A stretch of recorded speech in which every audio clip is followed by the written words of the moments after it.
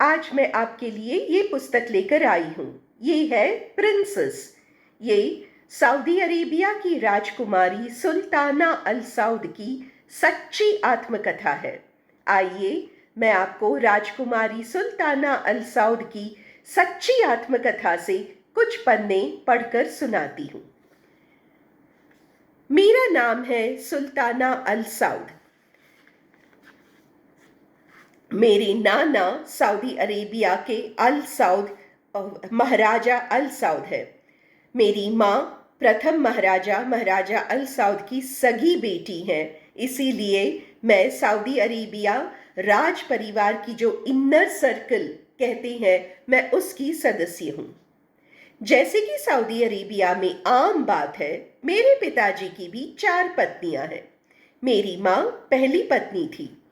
मेरी माँ को 10 बेटियां और 1 बेटा हुआ। 10 बेटियों में से पहली 5 बेटियां अनपढ़ गंवार रह गई। उन्हें घर में केवल एक मौलवी आके सप्ताह के 3 दिन Quran rote learning by heart करवाता था, तो खाली उन्होंने कुरान के कुछ आयत कंठस्थ किए, बाकी कुछ नहीं पढ़ा।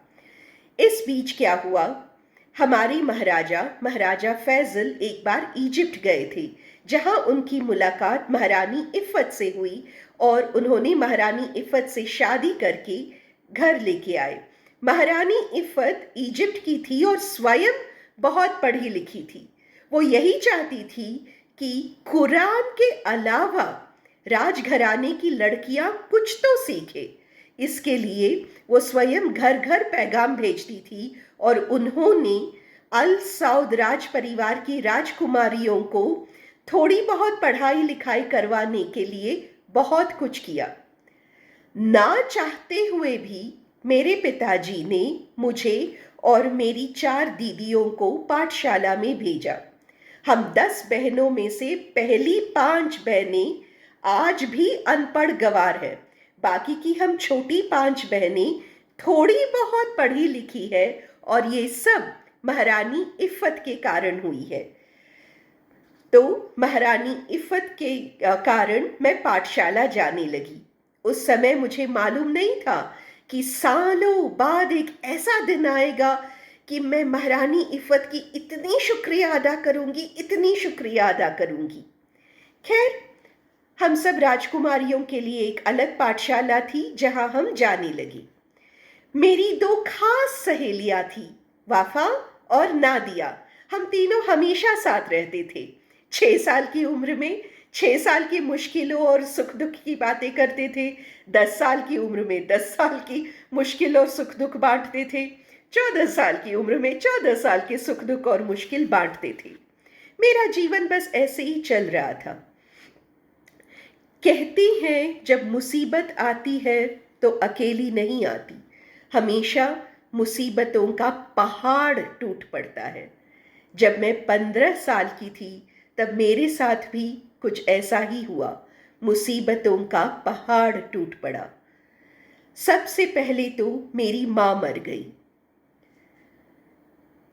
हमारी माँ हम सबके लिए एक बहुत ही प्रेरणा देने वाली महिला थी। हम 10 बहनों को बांध के रखने वाली हमारी माँ थी।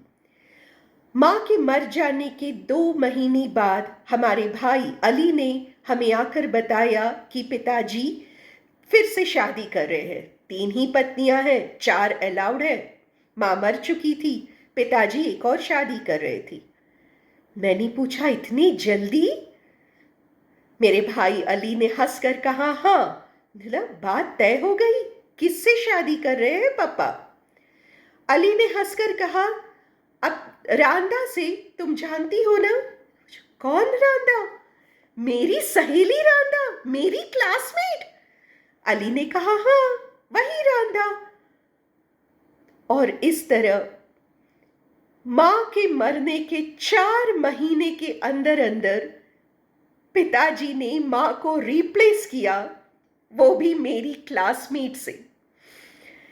तो रांदा पापा की पत्नी बनकर और मेरी मां बनकर मेरे घर में आ गई।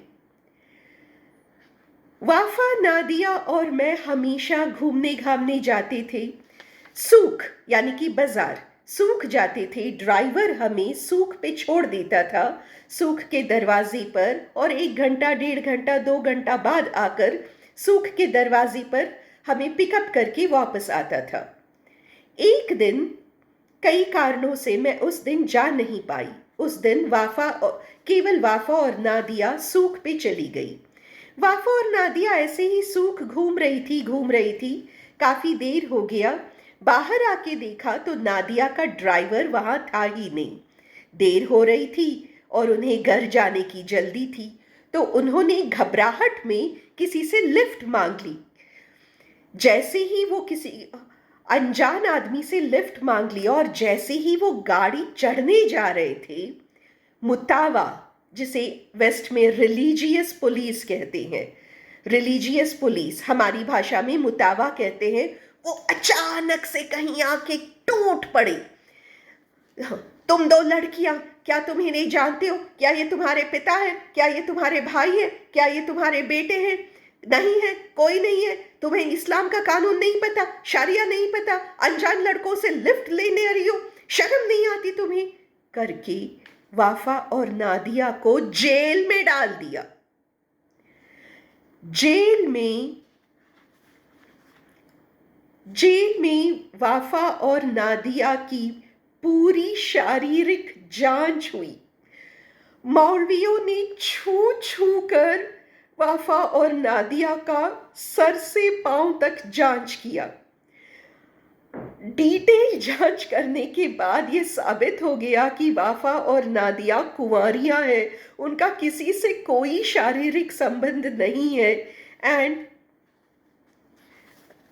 Hymen intact, HYMEN hymen INTACT intact. जब ये पता चल गया कि दोनों कुंवारियां हैं और कोई शारीरिक संबंध नहीं है, तो 3 महीने बाद वाफा और नादिया को जेल से छोड़ दिया गया और उनके पिता को, वाफा के पिता को और नादिया के पिता को, मुतावा ने ये कहा कि अजनबी आदमी से लिफ्ट मांगने की सजा आप ही तय करें। वाफा के पिता ने फौरन उसकी शादी करवा दी। 15 साल की वाफा एक 53 साल की मौलवी की तीसरी पत्नी बन के चली गई। और नादिया के पिता ने तय किया कि नादिया को मिलती है सजाए मौत। नादिया के पिता ने तय किया कि नादिया को उसी के घर के स्विमिंग पूल में डुबो डुबो के मार दिया जाए। जुम्मे के दिन को नादिया को स्विमिंग पूल के पास लेके आए। नादिया के पिता ने यह भी ताकीद की थी कि सारा परिवार वहीं खड़ा रहेगा। नादिया के पिता की तीनों पत्नियां, उनके बच्चे, नौकर चाकर, ड्राइवर, नादिया के नाना नानी, दादा दादी, सबको बुलाया गया और नादिया के पिता ने ताकीद की कि सब आंखें खोल के खड़े रहे। नादिया के पैरों में लोहे की जंजीरें बांधकर, उसके हाथ पीछे से बांधकर नादिया को उसी के स्विमिंग पूल में डुबो के मार दिया गया। और इस तरह हम 3 लड़कियों की जो मस्त टोली थी, वो हमेशा हमेशा के लिए टूट गई। उस दिन तो मैं वाफा और नादिया के साथ थी नहीं, फिर भी घाई घाई में जल्दी जल्दी जल्दी मेरी भी शादी तय कर दी गई। मेरी शादी मेरे ही एक कजिन के साथ तय हुई, उसका नाम था करीम। मेरी शादी भी हो गई, हमारी हनीमून भी हो गई और हम वापस आए। जीवन मेरा अच्छा ही चल रहा था। 3 बच्चे हुए, एक लड़का अब्दुल्ला और 2 बेटियां माहा और अमानी। एक बेटा और 2 बेटी, और अपने पति के साथ मैं काफी खुश ही रह रही थी। हाँ, सास के साथ थोड़ी बहुत अनबन थी, पर कौन से घर में नहीं होता। सिर्फ एक दुखद घटना थी। इस बीच डॉक्टर ने मुझसे कहा कि मुझे कैंसर हो गया है, स्टेज 1 पर है। डॉक्टर ने कहा बिल्कुल डरने की बात नहीं है, सब ठीक हो जाएगा। और मैं बिल्कुल ठीक भी हो गई। लेकिन डॉक्टर ने ये कहा कि चौथा बच्चा मत करना सुल्ताना, कैंसर से उभरी हो, तुम्हारा शरीर सहन नहीं कर पाएगा।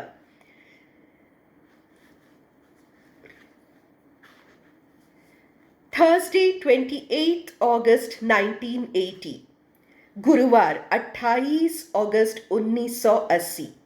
ये एक ऐसा दिन है जो मैं कभी नहीं भूल सकती। अगस्त का महीना था, हमारे यहाँ गर्मियों की छुट्टी चल रही थी। मेरे तीनों बच्चे दुबई के एक रेजिडेंशियल समर कैंप में गए थे 10 दिन के लिए। क्योंकि तीनों बच्चे दुबई में एक रेजिडेंशियल समर कैंप में थे, घर पे केवल करीम और मैं थे। शाम को मैं बाग में बैठी थी कि अचानक करीम आए। शक तो मुझे तभी हो गया जब करीम मुझसे दूर बैठे और उन्होंने बिना मेरी तरफ देखे बोला, देखो सुल्ताना, डॉक्टर ने कह दिया है कि अब तुम्हारे और बच्चे नहीं हो सकते। हमारी इतनी जायदाद है, हमारे पास इतना पैसा है, और फिर सुल्ताना, कम से कम 18-20 बच्चे तो होने चाहिए ना। कम से कम 18-20 बच्चे होने चाहिए सुल्ताना।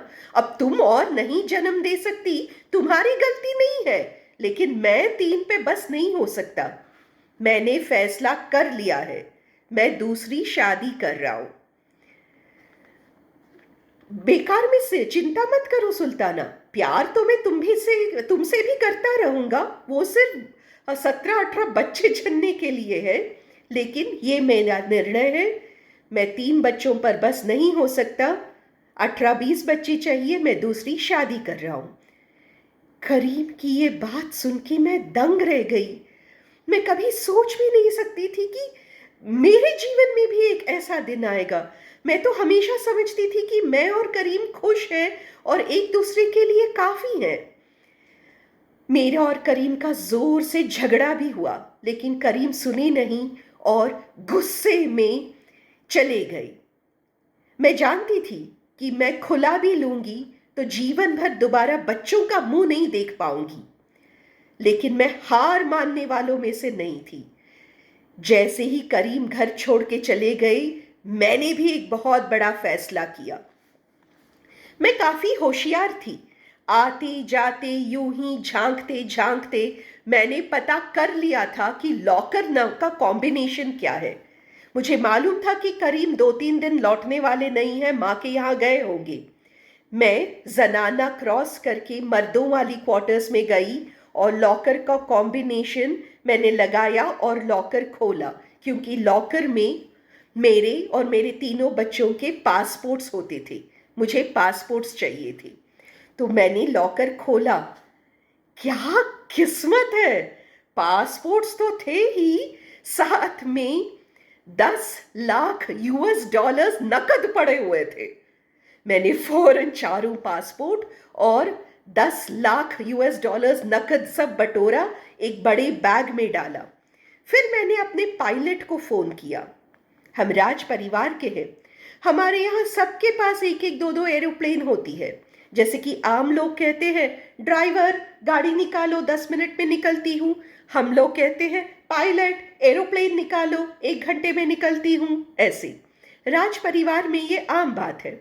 मैंने पायलट को फोन किया, पायलट को कहा, पायलट एरोप्लेन निकालिए, मैं जेड्डा जाना चाहती हूँ।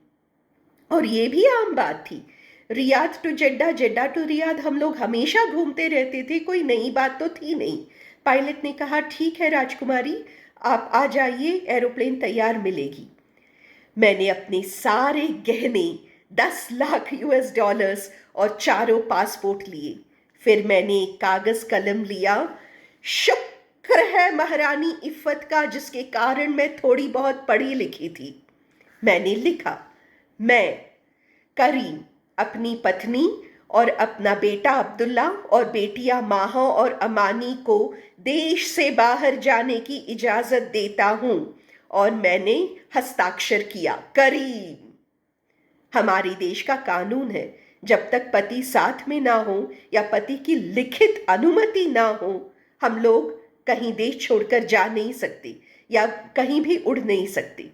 मैंने लिखा, कागज लिया और मैं एयरपोर्ट चली आई। एरोप्लेन की सीढ़ियां चढ़ते समय मैंने पायलट से कहा, एक्चुअली ना बच्चों की बहुत याद आ रही है। एक्चुअली ना बच्चे एक सप्ताह से समर कैंप में हैं, मिलने का बहुत मन कर रहा है। मैंने बच्चों के लिए कई सारे खिलौने और कई सारे स्वीट्स भी लिए हैं। ऐसा करते हैं, पहले दुबई चलते हैं, मैं थोड़ा बच्चों को देख लूँ, उनको ये सारे स्वीट्स और खिलौने दे दूँ, फिर दुबई से जेड्डा चलेंगे, ठीक है? थोड़ा सा डिटोर ले लेते हैं। सो तो मैं मुस्कुरा के एक दुबई चलते हैं कर रही थी, पर अंदर ही अंदर मैं बहुत घबराई हुई थी। एक बार पायलट कहते, ठीक है राजकुमारी, मैं एक बार आपके पति से पूछ लेता हूं करके बोलते, मैं तो गई, लेकिन ऐसा कुछ नहीं हुआ। पायलट ने कहा, नो प्रॉब्लम, आप बैठिए, मैं पहले दुबई लेता हूं और वहां से जेड्डा लेता हूं। एरोप्लेन में बैठकर मैं यही सोच रही थी। मैं जानती थी कि मेरे इस कदम से मेरे पूरे परिवार पर बहुत असर पड़ने वाला है। एरोप्लेन में बैठ के खासकर मैं अपनी बहन सारा के बारे में सोच रही थी, क्योंकि हम दो बहनों की शादी दो भाइयों के साथ हुई थी। मेरे इस कदम का असर पूरे परिवार पर तो पड़ेगा ही, सारा जो उस समय गर्भवती थी उस पर खास इसका बुरा असर पड़ने वाला है। लेकिन सारा की खुशियों के खातिर भी मैं सौत स्वीकार करने वाली नहीं थी। फ्लाइट दुबई पे उतरी। मैंने पायलट से कहा, रुकिए, मैं ज़रा बच्चों से मिल के आती हूँ, और मैं गाड़ी पकड़कर रेजिडेंशियल कैंप गई। रेजिडेंशियल कैंप में मैंने तीनों बच्चों को कहा, चलो चलो चलो, हो गया कैंप, चलो बाकी की छुट्टियां लंदन में मनाते हैं, बाकी की छुट्टियों के लिए लंदन चलते हैं, चलो चलो चलो, ये रेजिडेंशियल कैंप बस हो गया, चलो चलो चलो करके मैंने तीनों बच्चों को लिया, उनको एक टैक्सी में बिठाया और सीधा दुबई इंटरनेशनल एयरपोर्ट दौड़ के आई। वहाँ बाहर जो टिकट काउंटर्स होते हैं, मैं टिकट काउंटर्स के पास भाग के गई और मैंने कहा, लंदन के लिए कोई भी फ्लाइट है, कोई भी फ्लाइट है, अगले 10-15 मिनट में लंदन के लिए कोई भी फ्लाइट है क्या? उन्होंने कहा, 1.25 घंटे में लंदन के लिए एक फ्लाइट है, 4 टिकट मिलेंगी? उन्होंने कहा, मिलेंगी। 10 लाख US डॉलर्स नकद पड़े थे मेरे पास। मैंने दिए, 4 टिकट लिए, इमिग्रेशन की तरफ भागी, और इस तरह मैं अपने तीनों बच्चों, अपनी बेशकीमती गहने और 10 लाख US डॉलर नकद लेकर मैं घर छोड़ के भाग गई। आगे क्या हुआ? सुल्ताना कितने दिन लंदन और पेरिस में रह रही थी, उसके पति को पता कैसे चला, फिर उसने क्या किया, वो वापस सऊदी अरेबिया कब आई, कैसे आई, वो तीनों बच्चों को वापस सऊदी अरेबिया लेकर आई, तो फिर क्या हुआ, ये सब आगे की कहानी है। मेरी आप सबसे विनती है कि आप एक बार ये पुस्तक अवश्य पढ़ें। ये सब पढ़ने के बाद मेरी साहिल जी से 3 प्रश्न हैं। पहला प्रश्न, साहिल भाई, घर जाने की जल्दी में किसी से लिफ्ट मांग लिया तो उसके लिए सजाए मौत?